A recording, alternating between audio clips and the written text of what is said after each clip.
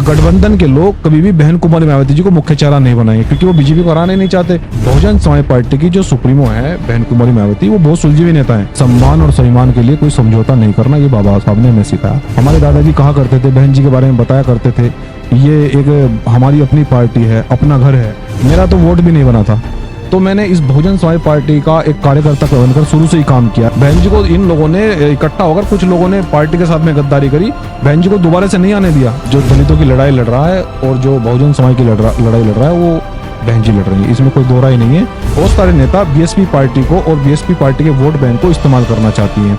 नमस्कार, GD news में आपका स्वागत है।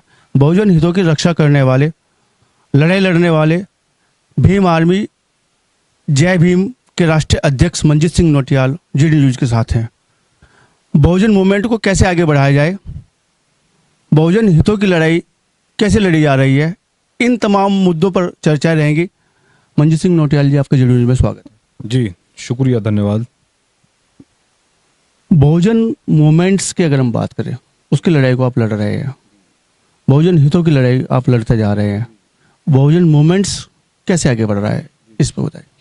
देखिए, बाबा साहब डॉक्टर अंबेडकर ने जो हमें रास्ता दिखाया है और जो मोमेंट हमें डॉक्टर अंबेडकर जी देकर गए, और जिस मोमेंट को मान्यवर साहब काशीराम जी ने साइकिल पर चलकर जन जन तक पहुंचाने का काम किया, कि आरक्षण और जमीन को लेकर, और छत्रपति साहू महाराज जी ने शुरू किया, ज्योतिबा फुले जी ने किया, अशोक सम्राट जी ने जो चाहते थे, तो बाबा साहब डॉक्टर अंबेडकर और सभी महापुरुषों की सपने को पूरा करने के लिए तो भीम आर्मी जय भीम संगठन निरंतर प्रयास कर रहा है। जैसे कि बाबा साहब ने कहा था कि भाई शिक्षित बनो, तो भीम आर्मी जय भीम संगठन के द्वारा लगातार पाठशालाएं खोली जा रही हैं और उनमें प्रतिभाशाली बच्चे निकलकर जो है ना प्रदेश और देश का नाम रोशन कर रहे हैं। और बल्कि कुछ बच्चे तो विदेश में भी चले गए हैं भीम आर्मी पाठशालाओं से निकलकर। तो और दूसरी बात यह है कि संगठित रहो, तो भीम आर्मी जय भीम संगठन समाज को संगठित कर रहा है, एकजुट कर रहा है कि आप लोग एक ऐसे आपको एकजुट रहना होगा जिस तरह से मधुमक्खियां अपने छत्ते में एकजुट होकर रहती हैं। तो और संघर्ष की बात जहां तक की जाए, तो मंजीत सिंह नौटियाल बहुजन समाज के सभी अधिकारों के लिए, चाहे वो आरक्षण का मामला हो, चाहे वो स्टूडेंट्स की स्कॉलरशिप का मामला हो, और चाहे वो किसी सरकारी कर्मचारी सरकारी अधिकारी की पदोन्नति को लेकर मामला हो, किसी सरकारी कर्मचारी का उत्पीड़न हो, प्राइवेट सेक्टर के खिलाफ सरकारी सेक्टर को डालना, तो ये सब चीजें इन चीजों पर मजबूती से आंदोलन किया जा रहा है। और एक बहुजन मूवमेंट जो साहब काशीराम जी ने दिया था, जैसे कि जो बीएसपी ने आगे भी बढ़ाया, तो उस मूवमेंट को मंजीत सिंह नौटियाल बड़ी मजबूती से आगे बढ़ाया जा रहा है। सभी पदाधिकारी काम कर रहे हैं।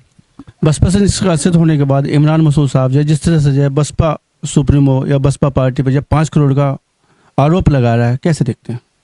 देखिए, ये जो आरोप 5 करोड़ रुपए का लगाया गया है, देखिए इमरान मसूद जी जिस समय मेयर चुनाव हुआ, बहुजन समाज पार्टी ने उनको चुनाव लड़ाया, और यदि कोई बात पार्टी को काम को लेकर है या कोई फंडिंग को लेकर है, मैं ये कहना चाहता हूं कि जो नेता जमीन पर रहकर काम करता है, जो जमीन पर रहकर नेता काम करता है, तो सब चीजें जो मैनेज हो जाती हैं ये। लेकिन बेवजह किसी चीज का इशू बनाना मेरे हिसाब से बिल्कुल भी ठीक नहीं है, क्योंकि बहुजन समाज पार्टी एक, मैं फिर से कह रहा हूं कि एक ऐसी पार्टी है जो उससे किनारा जिस व्यक्ति ने किया है, तो उसके नुकसान के अलावा कुछ नहीं मिला है। तो मुझे ऐसा लगता है कि हमें यदि बसपा सुप्रीमो बहन कुमारी मायावती जी का कोई निर्णय रहा हो उनको लेके, तो मुझे लगता है कि एक कार्यकर्ता बन के काम करना चाहिए, क्योंकि पद तो आते जाते रहते हैं, परंतु एक अपने नेता के प्रति समर्पित रहना और अपने नेता के प्रति ये विश्वास दिलाना कि हाँ, हम इस मूवमेंट के एक ईमानदार सिपाही हैं, हम पार्टी के ईमानदार वर्कर हैं। पद पर न रहे पद तो एक सबसे बड़ा जो पदाधिकारी होता है वो पार्टी और संगठन का कार्यकर्ता होता है, जो ये कहता है कि भाई मैं मुझे पद दिया जाए या न दिया जाए, लेकिन मैं इस संगठन में इस पार्टी में काम करूंगा, वही सबसे बड़ा पदाधिकारी होता है। तो इसलिए एक कार्यकर्ता बनकर काम करना चाहिए। निष्कासन होने के बाद इमरान साहब आरोप भी लगा रहे हैं, लेकिन बहन जी की तारीफ भी कर रहे हैं, उस तारीफ को आप कैसे देखते हैं? तारीफ तो वो राहुल गांधी जी कर रहे हैं, तारीफ तो राहुल गांधी जी कर रहे हैं। मैं ये कहना चाहता हूँ, देखिए मैं वही कह रहा हूँ कि सही पार्टियों का एक अपना जो है ना एक अपनी आइडियोलॉजी होती है, और यदि किसी की पार्टी में रहकर या किसी दूसरे नेता की चर्चा करना, तो मुझे लगता है कौन पार्टी का नेता बर्दाश्त करेगा। तो इसलिए उनको जिस पार्टी में रहें उसी पार्टी की चर्चा होनी चाहिए, उसी पार्टी में काम करना चाहिए, उस पार्टी की आइडियोलॉजी की बात होनी चाहिए, न कि किसी दूसरी पार्टी की। मान सम्मान स्वाभिमान बहुजन समाज की अगर हम बात करें राजनीतिक रूप से ये कौन सी पार्टी कर रही है, कौन सी पार्टी लड़ाई लड़ने का कार्य कर रही है बहुजन समाज? देखिए, बहुजन समाज, मैं बताना चाहता हूँ कि मान सम्मान और स्वाभिमान की लड़ाई भीम आर्मी जय भीम संगठन पूरे देश के अंदर लड़ रहा है, ये युवा जानता है। और युवा ये भी जानता है कि यदि सबसे ज़्यादा संगठन, यदि सबसे ज़्यादा कोई बलिदान देने वाला कोई संगठन या सबसे ज़्यादा जमीन पर रहकर संघर्ष करने वाला कोई संगठन है तो वो भीम आर्मी जय भीम संगठन है। ये युवा जानता है। और हमने युवा को यही सिखाया है कि आप कितने भी गरीब हों, लेकिन सम्मान और स्वाभिमान के लिए कोई समझौता नहीं करना, ये बाबा साहब ने हमें सिखाया। और यहाँ जिस प्रकार से कुछ चीज़ें बाबा साहब ने ऐसी बताई कि हम लोग गरीब हो सकते हैं, लेकिन हमें संविधान में बराबर का अधिकार दिया है, और रानी के पेट से राजा पैदा नहीं होगा। यहाँ आसमान जिसका होगा, उड़ान जिसकी ऊंची होगी, यहाँ उसका संघर्ष तय करेगा कि किसकी उड़ान ऊंची होगी। तो इसलिए यहाँ पर जो है ना, जो संघर्ष करेगा, संघर्ष, बलिदान और त्याग करेगा, तो निश्चित रूप से वो मोमेंट को आगे बढ़ा पाएगा और समाज और देश भी उसको स्वीकार करेगा। ये बाबा साहब ने कहा और ये करके भी दिखाया, और साहब काशीराम जी ने इसको सेटिस्फाई भी किया, और ये एक प्रमाण भी है।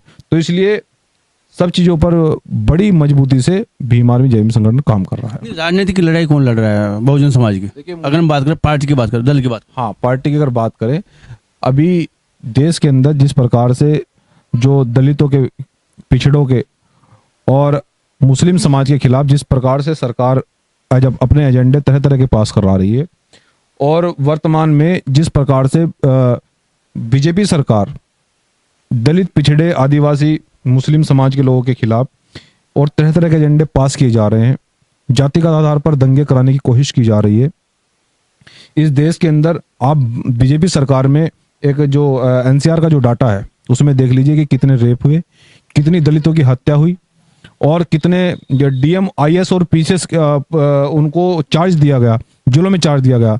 तो ये सुनने के बराबर है। तो भाजपा सरकार की जो मानसिकता है वो सभी को पता है, लेकिन उसके अगर किसी ने बहुजन मूवमेंट पर काम किया है, आप ये मानकर चलिए कि जिस समय पूर्ण बहुमत से बहुजन समाज पार्टी की सरकार थी, तो उस समय मैंने खुद देखा, क्योंकि मैं ये बताना चाहता हूँ कि जिस समय मैंने बचपन से होश संभाला है, मेरा तो वोट भी नहीं बना था, तो मैंने इस बहुजन समाज पार्टी का एक कार्यकर्ता बनकर शुरू से ही काम किया है। और मैं, जब मुझे कुछ लोगों ने बताया कि भाई हमारे जो दादाजी थे, हमारे दादाजी कहा करते थे, बहन जी के बारे में बताया करते थे, मान्यवर साहब काशीराम जी के बारे में बताया करते थे, वो कहते थे कि भाई ये एक हमारी अपनी पार्टी है, अपना घर है, और इस पार्टी की वजह से हमारे समाज की सम्मान मिला है, एक बहुजन समाज हमें जो दिया है साहब काशीराम जी ने, तो हमें निश्चित रूप से उसको आगे बढ़ाना चाहिए। तो जिस समय ये पार्टी सरकार में आई, तो उस समय मैं सभी मीटिंगों में जाता था, सभी मीटिंगों में देखता था कि जिस प्रकार से एक मनोवादी व्यवस्था बहुत प्रचंड रूप से बहुजन समाज पर हावी थी। लेकिन साहब काशीराम जी ने, जितने हमारे बहुजन समाज के महापुरुष हैं, जब हमने उनके इतिहास को देखा, हमें बहन कुमारी मायावती जी ने जब डॉक्टर अंबेडकर पार्क का मार्गदर्शन करा, तो हमने देखा भाई ये छत्रपति साहू जी महाराज कौन है, ये ज्योतिबा फुले जी कौन है, और ये नारायण गुरु कौन है, ये गुरु रविदास जी कौन है, ये महर्षि वाल्मीकि जी कौन है।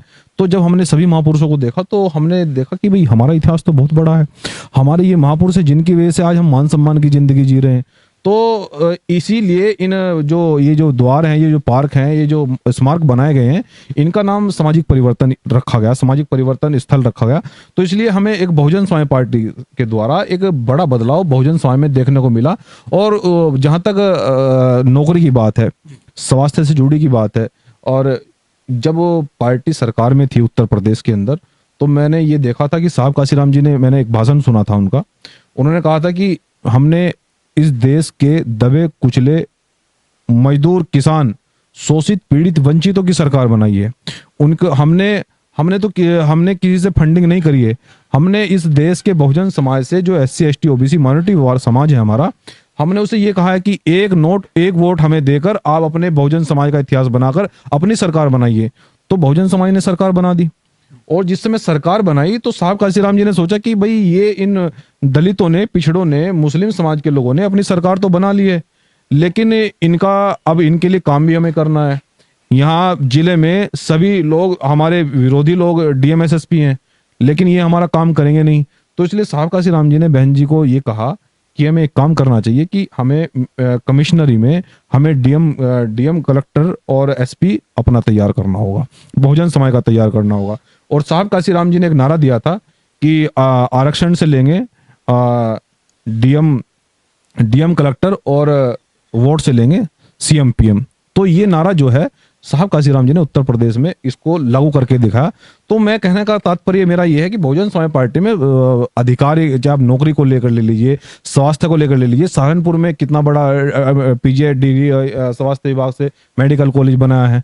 तो क्या इसमें दलित समाज के लोगों का स्वास्थ्य ठीक हो रहा है? तो हर समाज के लोग वहां जा रहे हैं अपना स्वास्थ्य के लिए, वहां पर चेकअप वगैरह सब चीजें हो रही हैं।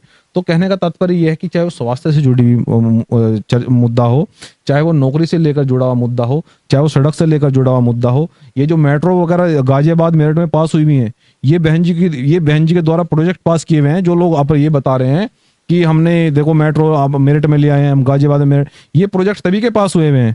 बहन जी को इन लोगों ने इकट्ठा होकर, कुछ लोगों ने पार्टी के साथ में गद्दारी करी, बहन जी को दोबारा से नहीं आने दिया। आप ये सोच सकते हैं कि जब बहुजन समाज पार्टी 5 साल में इतना बड़ा काम कर सकती है सभी समाज के लिए, तो अगर दोबारा से सरकार आती, अगर बहन जी प्रधानमंत्री बनती, तो मैं ये कहना चाहता हूँ कि देश के अंदर, देश का हमारा जो स्थान है वो पूरी दुनिया के अंदर नंबर 1 पर होगा, ये मुझे पूरी उम्मीद है। ऑलमोस्ट आप यही कहना चाहते हैं कि दलित लड़ाई, बहुजन की लड़ाई जो लड़ रही है आज के समय में, जो बहन जी कुमारी बहन मायावती लड़ रही है, ऐसा कुछ आप कहना चाहते हैं? जी बिल्कुल, जो दलितों की लड़ाई लड़ रहा है और जो बहुजन समाज की लड़ाई लड़ रहा है, वो बहन जी लड़ रही है, इसमें कोई दो राय नहीं है। देखिए बहुत सारी चीजें हैं, आप मूवमेंट से जुड़ी हुई हैं और आंदोलन से जुड़ी हुई हैं। तो मैं समझ सकता हूं कि साहब काशीराम जी ये कहते थे कि भाई आप अपनी पार्टी की सरकार जब तक नहीं बनाओगे आपका भला नहीं होने वाला है।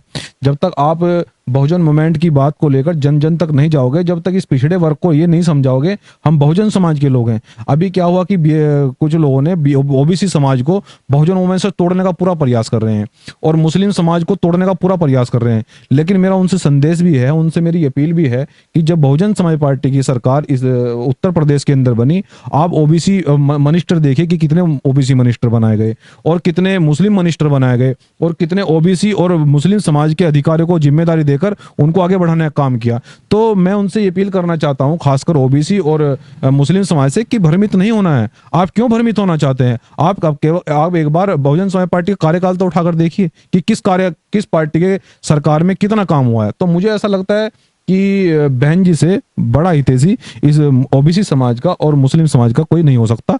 और दलित समाज लगातार, वो तो बेचारा साथ ही रहता है, वो तो ये कहता है कि हमारे नीला ब्लड है हमारा, हम तो जब तक जिएंगे जब तक बहन जी के साथ रहेंगे। और एक छोटा सा कार्यकर्ता भी कह रहा है कि जब तक बहन जी बैठी हैं, बहन जी जो है ना, बहन जी के साथ में कदम से कदम मिलाकर चलेंगे, उनका एक कार्यकर्ता बनकर काम करना है, काम करेंगे। आगामी लोकसभा चुनाव 2024 की अगर हम बात करें, बहन जी ने बोला है कि अपने दम पे चुनाव लड़ा जाएगा। कैसे देखते हैं आगामी लोकसभा चुनाव, बसपा कैसे लड़ेगी? क्योंकि ये पिछली बार गठबंधन में 10 सीटें मिली थी, इस बार अकेले दम पे बात कर रही है, तो कैसे देखते? हाँ, मैं वही बता रहा हूँ। देखिए गठबंधन जो हुआ था, तो इस आप देख सकते हैं कि बहुजन समाज पार्टी का वोट ग्राफ देखिए, आप एक अनुमान लगाइए कि कितना बहुजन समाज पार्टी का वोट ग्राफ है। इस देश के अंदर जो 80% वर्ग है वो बहुजन समाज पार्टी से जुड़ा हुआ है। तो आप ये मानकर चलिए कि जब मान लीजिए उत्तर प्रदेश में 80 सीटें हैं और 80 सीटों में आप केवल बीएसपी को 10 सीटें दे रहे हैं, कैसे गठबंधन हो सकता है? जो 80% वोट बैंक की पार्टी है वो कैसे गठबंधन करे कि जब तक उसको सम्मानजनक तरीके से गठबंधन न हो। और दूसरी बात यह है कि जो दूसरी पार्टियों के लोग हैं, जो गठबंधन बनाया गया है इस देश के अंदर, जो भी चर्चाएं पूरी चल रही हैं, तो मुझे लगता है कि बहुत सारे नेता बीएसपी पार्टी को और बीएसपी पार्टी के वोट बैंक को इस्तेमाल करना चाहती हैं। तो मैं आपको कुछ चीजें नहीं बता सकता, क्योंकि आप ये मानकर चलिए तो वो जो है ना बीजेपी बहुजन समाज पार्टी के साथ में प्रोपगंडा खेलना चाहती हैं। तो बहुजन समाज पार्टी की जो सुप्रीमो है बहन कुमारी मायावती, वो बहुत सुलझी हुई नेता है। मैं उनका बहुत तहे दिल से धन्यवाद भी करता हूं कि वो बहुत सोच समझ कर निर्णय लेती हैं, क्योंकि इस देश के अंदर बहुजन समाज पार्टी को या बहुजन मिशन को खत्म करने के लिए लोग तरह तरह की साजिशें चल रहे हैं, लेकिन वो कामयाब नहीं हो पा रहे हैं, क्योंकि हमारी लीडर, हमारी नेता बहन कुमारी मायावती जी बहुत सुलझी हुई है। उनकी इतनी हिम्मत नहीं है कि वो हमें बरगला लें या फिर हमें जो है ना वो सब चीज़ों को गठबंधन वगैरह कह के हमें थोड़ा लालच देकर। तो बहुजन समाज पार्टी या बहुजन मूवमेंट लालच में नहीं आने वाला और न किसी को सरेंडर करने वाला। ये तो ओबीसी और मुस्लिम समाज को सोचना चाहिए कि भाई जो पार्टी 80% वोट बैंक है, जिसके पास जो इतना विशाल वृक्ष है, जिसके पास हर क्षेत्र में वोट बैंक है, तो ओबीसी और मुस्लिम समाज को बढ़ चढ़कर हिस्सा लेना चाहिए। अगर वो सच में बीजेपी को हराना चाहते हैं तो मैं ये कहना चाहता हूँ कि कोई टक्कर में नहीं रहेगा। अगर कोई देश के अंदर बीजेपी को कोई हराने की ताकत रखता है, मैं पूरे खुले चैलेंज के साथ कह रहा हूं, तो वो केवल बहुजन समाज पार्टी की राष्ट्रीय अध्यक्ष बहन कुमारी मायावती जी हैं। इसके अलावा कोई चेहरा ऐसा नहीं है जो बीजेपी को टक्कर दे सके। लेकिन वो एक बात और स्पष्ट करना चाहता हूं कि वो कभी भी गठबंधन के लोग कभी भी बहन कुमारी मायावती जी को मुख्य चेहरा नहीं बनाएंगे, क्योंकि वो बीजेपी को हराने नहीं चाहते। वो तो केवल ये चाहते हैं कि बीजेपी के थोड़ा विपक्ष में रहकर और बीजेपी को जिताना चाहते हैं। बाकी सरकार जब आएगी थोड़े बहुत छोटे मोटे मंत्रालय लेकर वो घर बैठ जाएंगे, ये वो चाहते हैं। लेकिन बहुजन समाज पार्टी एक ऐसी पार्टी है जो खुलकर बोल रही है, जो बार बार ये कह रही है कि अगर देश की जनता का भला चाहते हो, अगर मुस्लिमों की बात करना चाहते हो, पिछड़ों की बात करना चाहते हो, दलितों की बात करना चाहते हो, आदिवासियों की बात करना चाहते हो, अगर ये जो मणिपुर में घटना हुई है इसको अगर रोकना चाहते हो, अभी यही घटना राजस्थान में दोबारा दोहराई गई, इन घटनाओं को रोकना चाहते हो, उत्तर प्रदेश के अंदर हाथरस जैसे कांड को रोकना चाहते हो, तो आपको बहुजन समाज पार्टी की सरकार बनाकर एक एक वोट देकर उसको सरकार में लाना होगा। और वो बड़े मजबूती से भीम आर्मी जय भीम संगठन कर रहा है। केंद्र सरकार के 9 सालों को कैसे देखते हैं आप? देख, केंद्र सरकार के 9 सालों को केवल जातिवादी मानसिकता, दलित विरोधी, पिछड़े विरोधी, मुस्लिम विरोधी, यही इनकी मानसिकता रही है। आप ये देख लीजिए कि जो दलित लोग हैं, जो पिछड़ा, हमारा जो दलित और पिछड़ा समाज है, मुस्लिम समाज है, आरक्षण इन्होंने बिल्कुल समाप्त कर दिया। अभी पूरे देश के जो युवा वर्ग है वो मुझे बार बार कहते रहते हैं, जी आरक्षण के लिए आंदोलन करो, कि आरक्षण हमारा समाप्त कर दिया गया है। कि बाबा साहब ने आर्टिकल 15 में जो हमें अधिकार सभी शैक्षणिक संस्थानों में फ्री में पढ़ने का जो अधिकार हमें दिया, और जिसके लिए लड़ाई बाबा साहब ने नहीं, छत्रपति साहू महाराज ने लड़ी, जिसकी लड़ाई ज्योतिबा फुले साहब ने लड़ी, उस आंदोलन को ये खत्म करके हमारा आरक्षण खत्म कर दिया है। एक मजदूर का बेटा पॉलिटेक्निक नहीं कर पा रहा है, बीटेक नहीं कर पा रहा है, एमबीए नहीं कर पा रहा है, वो जेएनयू में नहीं पढ़ पा रहा है, डीयू में नहीं पढ़ पा रहा है, तो ये दलित विरोधी मानसिकता के द्वारा सरकार ने बिल्कुल आरक्षण को समाप्त करके, और सभी आप उत्तर प्रदेश की अगर लिस्ट उठाकर देखें, कितने हमारे डीएम हैं, कितने कलेक्टर हैं, कितने पिछड़े हैं, कितने ओबीसी हैं, कितने मुस्लिम हैं, मैं नहीं कह रहा हूं, आप नेट पर चेक कर लीजिए। तो ये तो सरकार की मानसिकता आपको सब झलक रही है कि वो केवल दलितों की, मुस्लिमों की, पिछड़ों की विरोधी है। केवल एक कुछ ही लोग, अडानी अंबानी जैसे लोग सरकार को चला रहे हैं, क्योंकि वो पार्टी को पूरा फंड देते हैं और पार्टी के फंड के द्वारा उसका देश के अंदर मिसयूज किया जाता है। सभी सरकारी सेक्टर को बेचकर प्राइवेट सेक्टरों में डाला जा रहा है, आरक्षण को खत्म कर दिया गया। तो ये सरकार की मानसिकता है। तो हम बीजेपी सरकार ने जितना नुकसान उनसे हो सकता था उन्होंने किया, और उसके बावजूद भी वो संविधान को बदलने की बात कर रहे हैं। कभी SC ST के साथ छेड़छाड़ की जाती है। तो ये तो ओबीसी और मुस्लिम समाज को समझना पड़ेगा, क्योंकि दलित समाज एक ही रास्ते पर चल रहा है। वो जो है ना, जो साहब काशी राम जी ने बताया था, वो एक रास्ते पर चल रहा है। लेकिन हमारा समाज, ओबीसी और मुस्लिम समाज अगर समझ जाएगा, अगर दोबारा से 2006-7 की तरह अगर उसी रास्ते पर आ जाए, तो मैं ये कह सकता हूं कि कोई टक्कर में नहीं है। डीएम कलेक्टर आपका होगा, पीएम आपका होगा, अधिकारी आपके होंगे, आपको पूरा अधिकार मिलेगा, सरकारी नौकरी मिलेगी, रोजगार मिलेगा, स्वास्थ्य, सड़क, सब ठीक हो जाएगा। इंडिया अब इंडिया नहीं रहेगा, भारत के नाम से जाना जाएगा, क्या कहना चाहेंगे? देखिए, ऐसा है, मैं ये कहना चाहता हूँ, बाबा साहब डॉक्टर अंबेडकर ने जो बात कही थी, मुझे वो आज बड़ी गंभीरता से याद आ गई है। बाबा साहब ने कहा था कि यदि संविधान विरोधी हाथों में होगा तो संविधान गलत साबित होगा, और वो गलत साबित करके संविधान को बदलने की पूरी कोशिश करेंगे। तो ये जो इंडिया का नाम जो बता रहे हैं, जो इंडिया को लेकर जो चर्चा चल रही है, तो वो आज जब जो चीजें संविधान में लिखी हैं, इंडिया संविधान में लिखा है, भारत संविधान में लिखा है, तो वो इन चीजों को क्यों बदलना चाहते हैं? हमारी ये समझ में नहीं आ रही, वो इन चीजों को क्यों बदलना चाहते हैं। राजनीति विकास पर होनी चाहिए, राजनीति रोजगार पर होनी चाहिए, स्वास्थ्य पर होनी चाहिए, सड़क पर होनी चाहिए, ये इन चीजों पर राजनीति होनी चाहिए, जाति धर्म से ऊपर उठकर राजनीति होनी चाहिए। लेकिन जो देश का ही नाम बदलना चाहते हैं, तो वो देश के साथ में इतना बड़ा धोखा कर रहे हैं। जनता उनको माफ नहीं करेगी। 2024 में जनता उनको जवाब देगी। और जो लोग देश का ही नाम बदलना चाह रहे हैं, मैं उनसे अपील करता हूं कि आप एक ऐसी नेता के साथ में जुड़िए जो देश की जनता के लिए काम करना चाहते हैं, जिन्होंने 5 साल में ऐसा कार्यकाल रहा कि एक बड़ा इतिहास है, तो वो देश के लिए और भी बड़ा काम करेगी। और मैं ये पूरे विश्वास के साथ कहता हूं कि अगर 5 साल अगर बहन कुमारी मायावती जी को प्रधानमंत्री के लिए मिल गए, तो मैं पूरे विश्वास के साथ कहता हूं कि देश हमारा सोने की चिड़िया दोबारा बनेगा और सबसे फर्स्ट पायदान पर हमारा भारत देश होगा। डीएम के नेता ने सनातन धर्म को लेकर टिप्पणी की है, इस टिप्पणी को आप कैसे देखते हैं? देखिए, मैं उसमें ये कहना चाहता हूँ कि सभी जाति और संप्रदाय को अपने अपनी आज़ादी है, सब स्वतंत्र हैं, क्योंकि संविधान में जो लिखा गया है ये हमारी, इसको मानना और इसको लागू कराना ये हमारी नैतिक जिम्मेदारी है और इसके लिए हम प्रतिबद्ध भी हैं। परंतु जो जातिगत आधार पर जो टिप्पणी कर रहे हैं, मैं उसमें ये कहना चाहता हूँ कि देखिए, सभी जाति और धर्म अपनी अपनी जो महत्वाकांक्षाएं हैं उनकी, जो उनकी वो अपने जो संस्कृति है, उनकी जो सभ्यता, उसके हिसाब से माने, कोई समस्या नहीं है। परंतु जिस प्रकार से जो सनातनी धर्म के जो मुख्य लोग हैं, अभी मैंने एक बयान सुना था, जो परमहंस जो महाराज जी हैं, तो उन्होंने एक बयान दिया था कि हम उनका सर काट देंगे। देखिए, आरोप प्रत्यारोप चलने चाहिए, आरोप प्रत्यारोप चलने चाहिए, डिस्कशन होना चाहिए, डिबेट होनी चाहिए, परंतु तलवार और बंदूक की जगह संविधान में कहीं नहीं है। तो ये जो बयान है उनका, मैं उनके बयान का विरोध करता हूं। ऐसा उनको नहीं बोलना चाहिए था और ऐसे लोगों पर अंकुश लगाना चाहिए। पूर्व में साथी रहे कमल सिंह वाले का कहना है कि मंजीत सिंह नोटियाल अब हमारे साथ होंगे, क्या कहना चाहेंगे? मैं तो बहुजन मूवमेंट के साथ हूं। हम देश के अंदर 24 स्टेटों में बड़ा बहुजन मूवमेंट चला रहे हैं। इस बहुजन मूवमेंट में जो साथ देना चाहता है उसका स्वागत है। और जो अपने अब सब चीज़ें जो है इधर उधर की बात कर रहे हैं, तो ऐसे लोगों की बहुजन मूवमेंट में कोई आवश्यकता नहीं है। तो मैं तो बहुजन मूवमेंट से जुड़ा हुआ व्यक्ति हूँ। मैं ज़मीन पर रहकर काम कर रहा हूँ और मैं एक इतना बड़ा आंदोलन मैं देश के अंदर चला रहा हूँ। संविधान बचाओ यात्रा, आरक्षण जमीन वापस करो, 1.5-2 साल होने को उसको जा रहे हैं। उस आंदोलन को हमारे पदाधिकारी वो लगातार आगे बढ़ा रहे हैं, क्योंकि उसका वो धीरे धीरे इसलिए चल रहा है, उसका एक कारण है। आप लोग जानते हैं कि हमारा जो बहुजन समाज है वो संसाधनहीन समाज है। वो आज भी आर्थिक रूप से पीड़ित है, वो आज भी सामाजिक रूप से पिछड़ा हुआ है, राजनीतिक रूप से पिछड़ा हुआ है। तो इसीलिए जो साहब काशीराम जी ने जो मूवमेंट दिया, जो आंदोलन दिए, उन आंदोलनों को उठाकर ये फिर से दोबारा से इन आंदोलनों को, जो आंदोलन रुक गए थे, उन आंदोलनों को फिर से दोबारा शुरू किया गया है। और ये आंदोलन देश के बड़े जो आंदोलनकारी लोग हैं, जो देश के बड़े नेता हैं बहुजन समाज से जुड़े हुए, उन्हीं के निर्देशों में ये आंदोलन चल रहा है। तो मैं ये चाहता हूँ कि जो इस आंदोलन में भागीदारी करना चाहता है, जो इस आंदोलन को बढ़ाना चाहता है, ये आंदोलन को एक विशेष व्यक्ति नहीं चला रहा है, इस आंदोलन को बहुत सारे लोग चला रहे हैं। तो मैं समझता हूं कि इस आंदोलन को हम लोग कामयाब करेंगे। जमीन पर रहकर काम किया जा रहा है और हमारे जो पदाधिकारी हैं वो सभी गांव-गांव जाकर इस आंदोलन का प्रचार प्रसार कर रहे हैं। और दूसरी बात ये कहना चाहता हूं कि इस आंदोलन में कोई धन्ना सेठ का हम लोग लाभ नहीं लेना चाहते, किसी पूंजीपति या किसी भ्रष्टाचारी का लाभ नहीं लेना चाहते। वो इसलिए कि यदि मैंने किसी धन्ना सेठ, बहुत सारे धन्ना सेठ लोग संगठन में सहयोग करना चाहते हैं, पूंजीपति संगठन में सहयोग करना चाहते हैं।